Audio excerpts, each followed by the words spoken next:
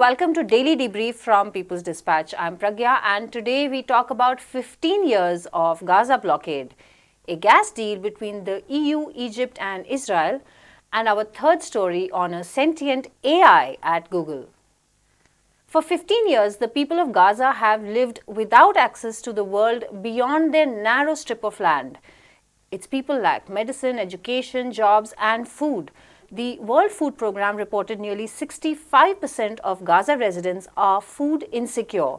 The 2006 election bringing Hamas to power triggered an Israeli blockade of the region.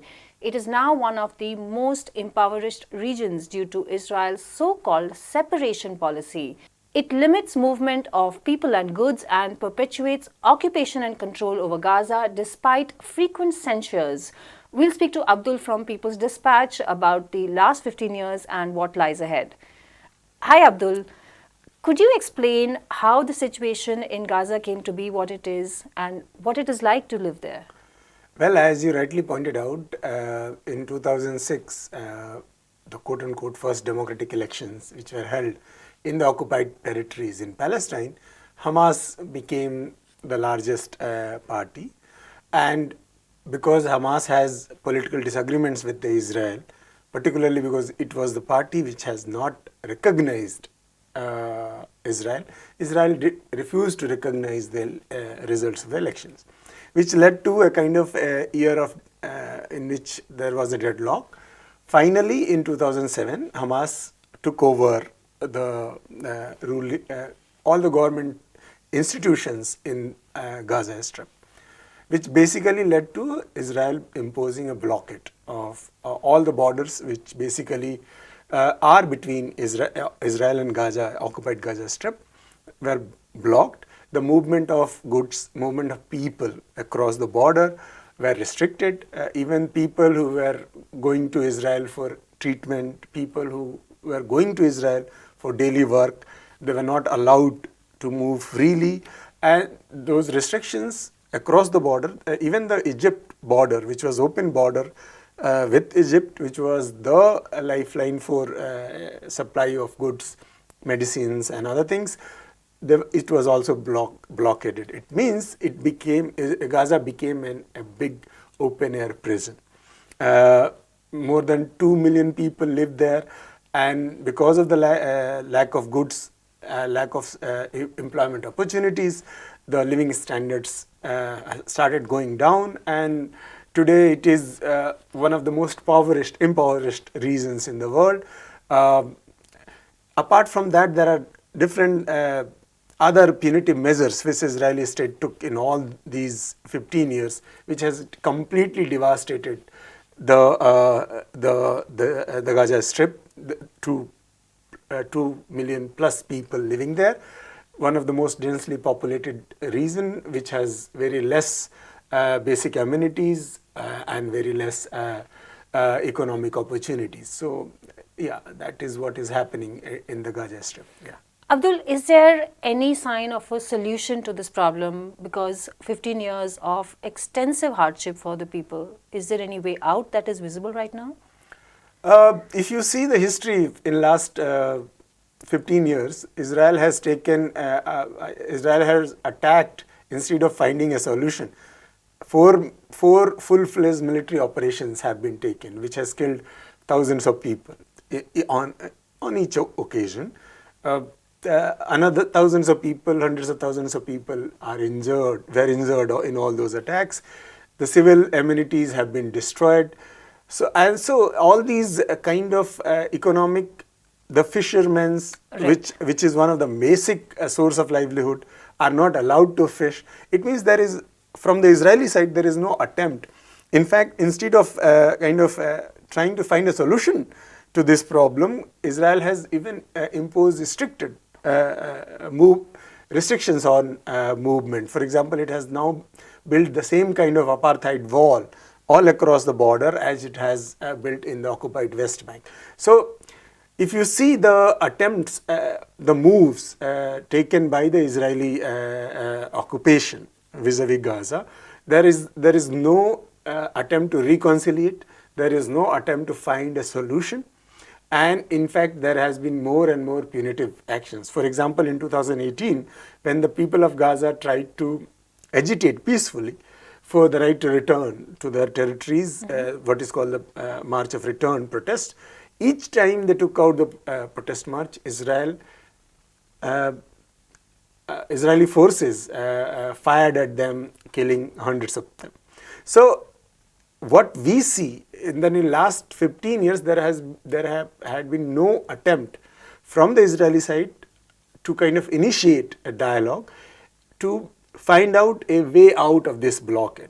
Right. This blockade is inhuman, this blockade is illegal, this blockade has led to the deterioration. It is, you can say it is a prolonged genocide which is happening in that territory. Despite all those things, despite international pressures put on Israel on various occasions, Israel has refused to budge. The only demand they have is Hamas should recognize Israel, and Hamas should denounce all weapons, just like what PLO did in the West Bank.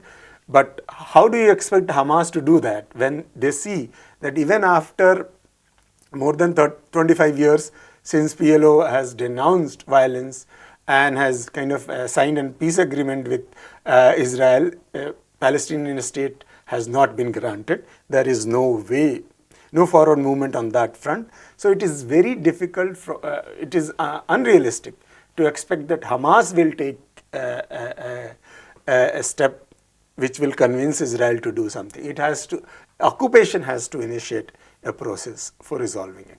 All right, Abdul, thanks for that update. Continuing with the region, Israel, the EU and Egypt have signed a gas deal that they say will help replace Russian natural gas. European Commission Chief Ursula von der Leyen announced the deal after a recent visit to Israel and Egypt.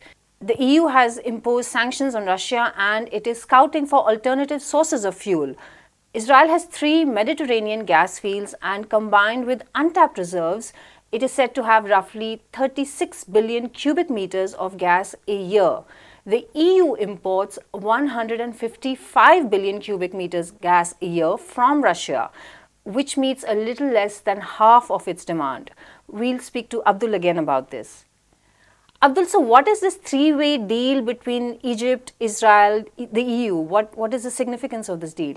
First of all, as far the details of the deal is concerned, the 3 countries which have, in fact, 2 countries and 1 union, they have been discussing a kind of gas deal for quite a long time. There has been plan to kind of export Israeli gas through a pipeline to Europe, passing through Egyptian special economic zone, because that is the closest border between Europe and Middle East. Right. The deal has finally been signed, according to which the Israeli gas will go from Israel to Egypt through the pipeline, and there it will be converted into liquefied gas, which will be transported to European Union through tankers and all. So far, the volume of the trade, of course, is not clear. As you rightly pointed out, Israel has about 36 billion cubic meters of production capacity. Right. That is the capacity. The actual production is even less. As per the Reuters report, it is around 20 billion cubic meters per year, which is, if you see the volume of trade between Russia and European Union in terms of gas, this is nothing, because Israel also has its own needs. Absolutely. So how much will be surplus? Well, it will. The basic idea behind the significance, as we were asking, is that since European Union has prevented its members from importing gas from Russia after the Russian attack on Ukraine, of course, the gas prices are going up, and it needs gas from different. It wants to diversify its source of energy supply, and Russia, they are looking towards Israel as a way of compensating to some extent that lack of energy in their societies. But given the fact that the difference, the gap is so huge, Israeli export, even if it materializes in reality, in future, will not be enough to kind of in any way compensate the lack of energy in European Union. It has to find some more sources. But it may have some kind of positive impact on the market, which is basically that's what the thinking is, that they will be able to kind of convince the market so that the prices, speculative prices, may go down, thinking that there is an alternative source of gas.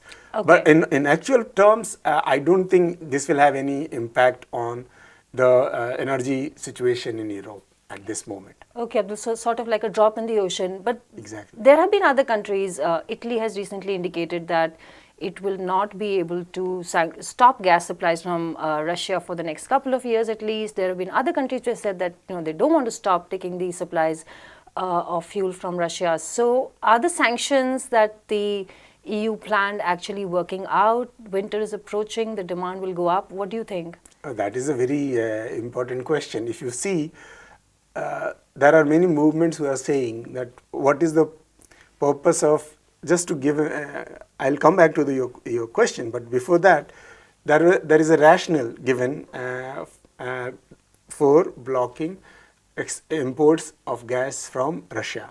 The rationale is Russia is an aggressor, it's an occupier, it violates human rights. If you see, the status of Israel is not different. Correct? Israel is an occupier, Israel is a constant violator of international laws and human rights, and it has been accused of attacking and neighboring countries apart from the occupied Palestinian territories.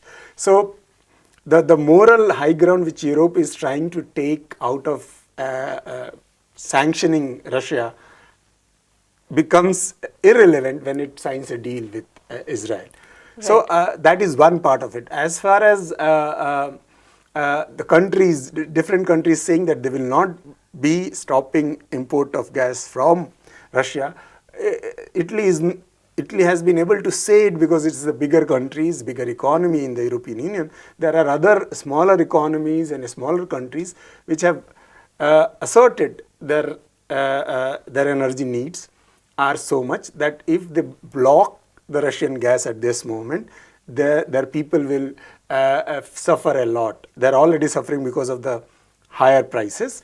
The lack of Russian gas will lead to freezing, the people dying in the cold, people not having basic energy to move, the public transport, the transport, everything will shut down in Europe if in some countries, for example, Slovenia and in Hungary and in Poland. So these countries need Russian gas because there is no other alternative. Because their demand, Germany for example, their demand is so high, right, that no other deal, no other country will be able to replace it at the immediate level, and therefore they need time if they want the sanctions to be effectively implemented. And that is a catch. Whether that time will ultimately convert into some real material development on the ground of achieving the objective that they are becoming less dependent on Russian oil, European Union is becoming less dependent on Russian oil or not, that we need to see. Yeah. All right. Abdul, thanks a lot for that update. Has an AI or artificial intelligence chatbot become sentient? Can it think and reason like a human being? 41-year-old Blake Lemoine released transcripts of a chat he and other Google engineers had with a bot named Lambda. He seems to think the bot has become intelligent in the way humans are. Google has suspended Lemoine for breach of confidentiality. Bappa Sinha is with us in the studio to talk about this. Hi Bappa. So what exactly is the development at Google which everyone is talking about, this AI bot? What exactly is going on? So what has happened in Google is that there is an engineer who has claimed that an AI chatbot has become sentient. Now, chatbots are just programs which interact with people. They're deployed typically for customer service, where when you call up customer service, instead of interacting with a human, you interact with these chatbots because they are just cheaper to deploy. Now, these chatbots can engage in conversation which seem genuine conversation with a human. The chatbots have reached that level of sophistication. So, but why it has become a big deal is because this engineer is claiming that this bot is more than that, and it in some sense has the intelligence of a human, of a human child of 7 or 8 years. Now, this is a big deal because this has been kind of the dream of AI developers and for computing itself, right from the early 50s when the field kind of came into existence, right? In computer science terminology, there are these really two different concepts when people talk about AI. One is what is called artificial general intelligence or strong AI, which is the ability of a machine to have what are called the human like cognitive functions, right? So what that means is that as a child you are taught certain skills, right? But you can't possibly be taught all the situations which you ever encounter in your life, right? Absolutely. And so then what happens is what human intelligence is capable of doing is that even when you are put in a situation which you haven't encountered before or which you haven't been taught of, you can use your basic skills which you have learned to navigate that situation, to strategize, to deal with that situation. That is what is called general intelligence. Now, as opposed to that is what the current state of artificial intelligence is. It's actually called with a separate name. It's called machine learning. And what that is that for a specific task, a computer can be trained to do very specific narrow tasks very well, right? So basically a computer, if it's fed with a huge amount of data and told how to classify the data, then once it has like started to recognize, once you present it with a huge amount of data, it starts to recognize patterns in the data. Right. And then it can do those tasks very well, right? And examples of that are like, for example, all of us have encountered these voice-assisted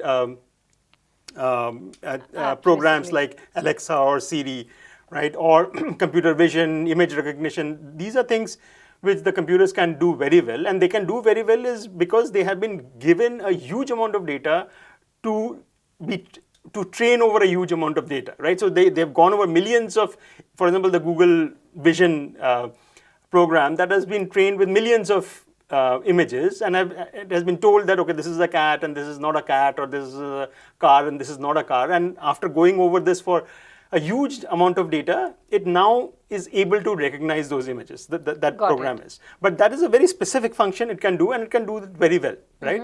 But that is very different from general intelligence, which is the ability to deal with situations which you haven't encountered before. And the existing understanding is that to go from where we are today to general intelligence is many decades away, right? And what effectively what that means is that we have no clue of how to go from where we are today to having a machine which actually has the intelligence which is equivalent of a human intelligence. Oh, I see. So but Bappa, what are the applications right now of the AI that we have, what we call AI today? Right. So I already said that, for example, all of us have dealt with Google Translate function, right? So if you have a text in a certain language, Google will translate it to you in another language. It's not as good as a human translation would do in certain situations, a human translator who is very familiar with the language, but it is good enough for us to be able to understand text from another language.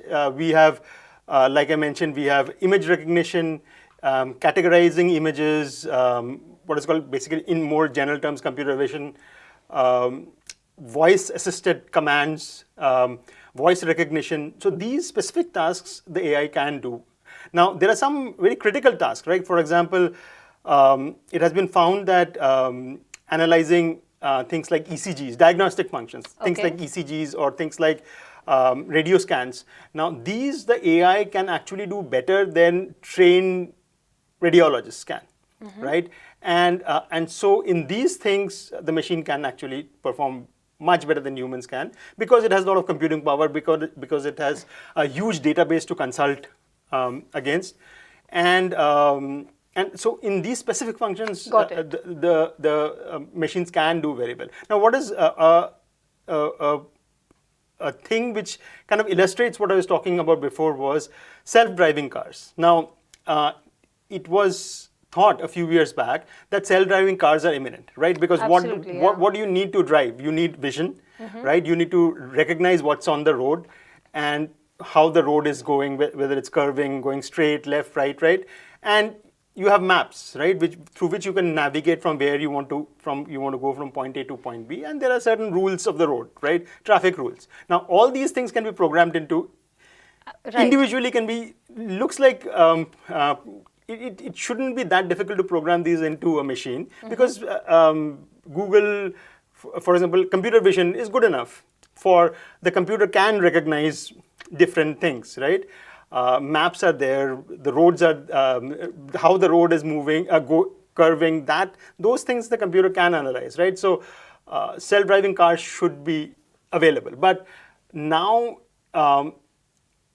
it is not yet generally available, right? And it is not yet generally available because when you are driving, there will be situations which are not encountered before, right? Absolutely. Even when you are driving, you would have a rash driver suddenly cut in front of you, or you would have some, let's say a person just walks in front of the car. Now, these are things which are not expected things, right? And as a human, because of your general intelligence, you're able to navigate those things. What happens to the machine? So the machine, unless you actually program every such eventuality, the machine may not be able to handle these situations. And that's why you don't have self-driving cars even today, right? Even though a few years back it was thought that by this time you would have self-driving cars, and you don't. The current state of technology, we are not there yet. Okay.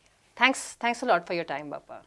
And that is all we have for you today. Thank you for watching Daily Debrief. We look forward to see you again tomorrow. Do keep watching us for more news and analysis, and follow us on Facebook, Instagram, and Twitter for updates from around the world.